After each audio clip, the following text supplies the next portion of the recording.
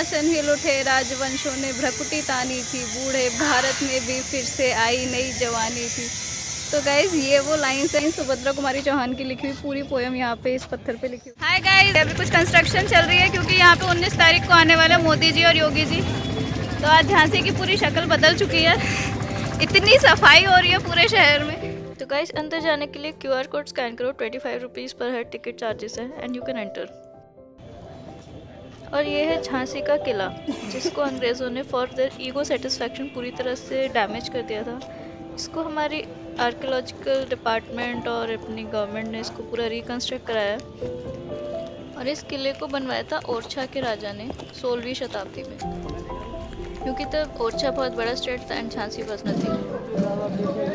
तो गाइज यहाँ पे एंट्री के बाद है 5 महल, ग्रेव ऑफ गौस खान की कब्र है यहाँ पे, जो तोपची थे रानी लक्ष्मीबाई के यहाँ पे, और है आमोद भवन, आमोद गार्डन। तो गाइज ये जो कुदाल स्थान है, कुदाल स्थान क्या है, एक जंपिंग स्पॉट है जहाँ से रानी अपना घोड़ा लेके किले से नीचे कूद गई थी। वहाँ पे जाने की परमिशन नहीं है अभी भी। इनकी गाथा छोड़ चले हम झांसी के मैदानों में, जहां खड़ी थी लक्ष्मीबाई मर्द बनी मर्दानों में। लेफ्टिनेंट वॉकर आ पहुंचा, आगे बढ़ा जवानों में, रानी ने तलवार खींच ली, द्वंद्व हुआ आसमानों में। जख्मी होकर वॉकर भागा, उसे अजब हैरानी थी, बुंदेले हर बोलों के मुंह हमने सुनी कहानी थी। खूब लड़ी मर्दानी, वो तो झांसी वाली रानी थी। ये यहाँ किले का एंट्री गेट है और यहाँ पे रिपेयर एंड मेंटेनेंस चल रही है, जो कि चलनी भी चाहिए, अदरवाइज ये हिस्टोरिकल बिल्डिंग्स कुछ ही टाइम में डंप हो जाएंगी।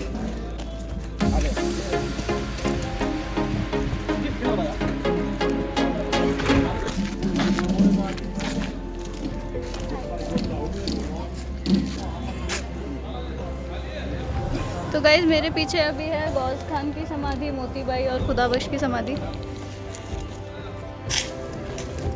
Hats off to them.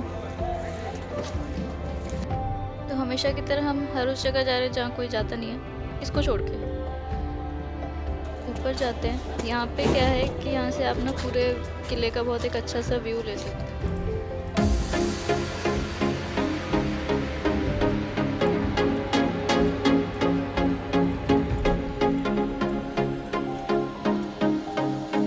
के इन झरोकों से पूरी सेना अटैक कर सकती है सामने वाली आर्मी पे, क्योंकि वो उनको देख नहीं सकते यहाँ से। Window perfectly working. इसको हमने चला के देखा, ओए होए, ये मैकेनिज्म पता चल रहा है कि ये ब्रिटिश पीरियड का है। और हम फिर से खुफिया कमरे में पहुंच गए, कोई नहीं है यहाँ पे। गाइस इसके अंदर सिर्फ चमगादड़ ही चमगादड़ है, जिंदा है ये सारे। It is smelling too bad। और ये जो मेरे पीछे आप तैयारियां देख पा रहे हैं, क्योंकि इस किले से पूरा झांसी शहर दिखाई देता है। ये पीछे तैयारियां हो रही हैं मोदी जी और योगी जी के स्वागत की। देख के ऐसा लग रहा है जैसे कि कोई बड़ा सा बोर्ड बनाया जा रहा है। एंड लिटरली आज जो शहर में सफाई हो रही है, और इस शहर में हर तरफ पुलिस ही पुलिस है। इट्स लाइक पूरे शहर को छावनी बना रखा है। This is the view behind me.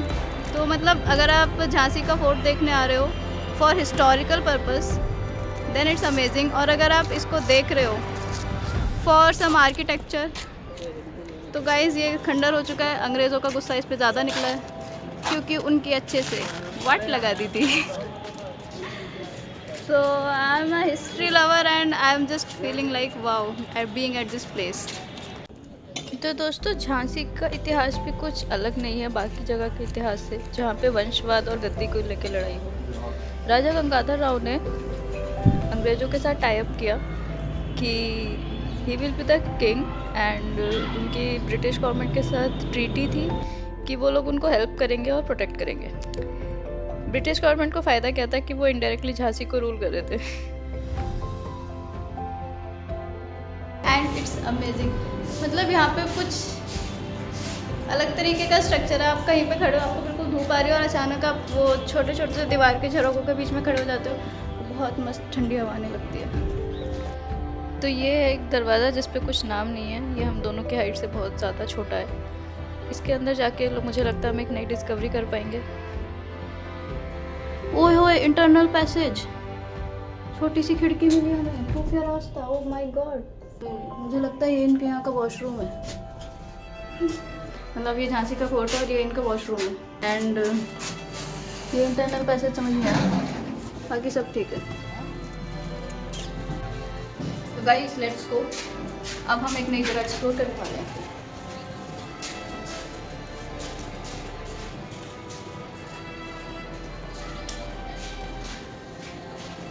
दरवाजे ही दरवाजे और खिड़कियाँ ही खिड़कियाँ। कोई इस जगह को देख के आज कह सकता है that somewhere around some hundreds of years ago this place used to be a residence of a royal family, dude.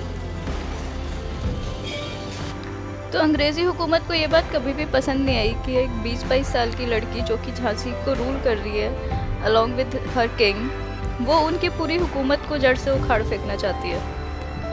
और इस एम के लिए उनका पूरा साथ दिया राजा की सो कॉल्ड फैमिली ने। तो बात 1857 की है, जब मणिकर्णिका की उम्र 23 साल थी और अपने बेटे की जान गंवा चुकी थी वो, और अपने गोद लिए हुए बेटे को लेकर इस किले से निकली थी अपनी आखिरी लड़ाई पर। ये पूरा एरिया उन्होंने रिकंस्ट्रक्ट किया हुआ है। ये है दीवाने आम और दीवाने खास, जिसको ब्रिटिशर्स ने वाटर टैंक में कन्वर्ट कर दिया था बाद में। तो गाइस हम हैं अभी पंचमहल के सामने। पंचमहल राजा वीर सिंह ने बनवाया था, जो कि एक 5 फ्लोर का महल है। ये इसको कह रहा है कि ये खुला हुआ है पर जाना अलाउड नहीं है, तो हम लोग नहीं जा रहे हैं। गाइस पंचमहल के अंदर आ गए हैं जहाँ पे आना अलाउड नहीं था। तो ये है सभागार यानी कि मीटिंग हॉल। इसका स्ट्रक्चर देख के भी लग रहा है that this could be use for meetings. बाकी के फ्लोर्स पे जाने के लिए नीचे रास्ता है ये। ऑल्दो इसे रिकंस्ट्रक्ट किया गया और कुछ दीवानों ने अपने दिल छोड़े यहाँ पे बना के। पंचमहल को आउटर लुक ब्रिटिश वाला है, बट अंदर से ये हमारी तरह एकदम दिल से देसी है। ये है तलवार रखने की जगह, वेपन्स। अब हम नीचे जाने वाले हैं, तो ये चीज़ आप इस ब्लॉग के अलावा पक्का कहीं नहीं देख पाओगे। हम इस जगह को ऐसा एक्सप्लोर कर रहे हैं जैसे कि कोई और नहीं करता है। इस जगह पे कोई नहीं हमारे अलावा, लिटरली ऊपर से लेके नीचे तक किसी भी फ्लोर पे कोई भी नहीं है। और अभी हम नीचे जा रहे हैं, एकदम हमें नहीं पता नीचे क्या है अभी।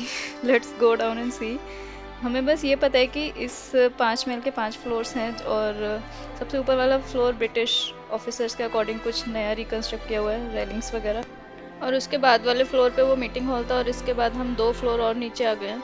सो basically we can say that we are at the last floor. और इससे आगे जाने की अब हमारी हिम्मत नहीं, क्योंकि आगे जाके बहुत ही ज़्यादा अंधेरा है। And this place is smelling bad, क्योंकि यहाँ बहुत सारे चमगादड़ों ने अपना घर बना लिया है। तो यहाँ से आई थिंक कि कोई गेट है जो हमें बाहर लेके जा रहा है। लेट्स सी हम कहाँ निकलते हैं। इसके आगे ये दरवाज़ा है, लेट्स गो इस side. Oh my God. So finally this is the place which was the residence of the king and the queen. यही वो जगह है जहाँ पे राजा और रानी का लिविंग एरिया है ये एक्चुअली, क्योंकि इसमें बहुत सारे कॉरिडोर्स नज़र आ रहे हैं। इन दिस रूम माइट भी उनका कुछ हॉल, बेडरूम या कुछ भी हो सकता है। और इतने अंधेरे में जाने का रिस्क हम लोग ले नहीं सकते। एंड आई डोंट नो आप लोग कभी आओगे तो आप किस तरीके से इस जगह को एक्सप्लोर करोगे, बट दिस इज़ एडवेंचरस यार। तो गाइस अभी ना हम लोग रानी महल में, और मैंने अभी तक यहाँ हमारे अलावा किसी और को नहीं देखा। ये पूरी जगह खाली है और ये जगह आप सिर्फ इस ब्लॉग पे देख पा रहे हो। बहुत रिस्की जगह ही है। बाहर आके लग रहा है किसी नई दुनिया में आई हूँ मैं। ये बाहर से जितना खूबसूरत है, अंदर से उतना ही अंधेरा है इसके अंदर। इसकी खूबसूरती पे ना जाना।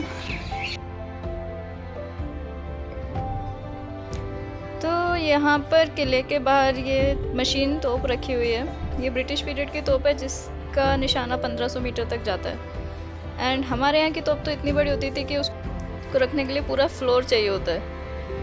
ये है हिस्ट्री की सबसे फेमस कड़क बिजली तोप। ये इंडिया की दूसरी सबसे बड़ी तोप है। इससे बड़ी एक तोप है जो आमेर के किले में रखी हुई है राजस्थान में। तो कड़क बिजली तोप की खासियत है कि इसको गौस खान ने बनाया और चलाया हुआ है। गौस खान और मोती भाई थे रानी लक्ष्मीबाई के मेन तोपची। ये इन्फॉर्मेशन सही है क्योंकि मैंने रानी लक्ष्मी का पूरा सीरियल देखा हुआ है। वो कहते हैं ना, इतिहास कभी मरता नहीं है, वो सिर्फ अपना रूप बदलता है। इस किले का इतिहास जी के मुझे बहुत मज़ा आया। और इसके बाद हम लोग जा रहे हैं रानी लक्ष्मीबाई का महल देखने।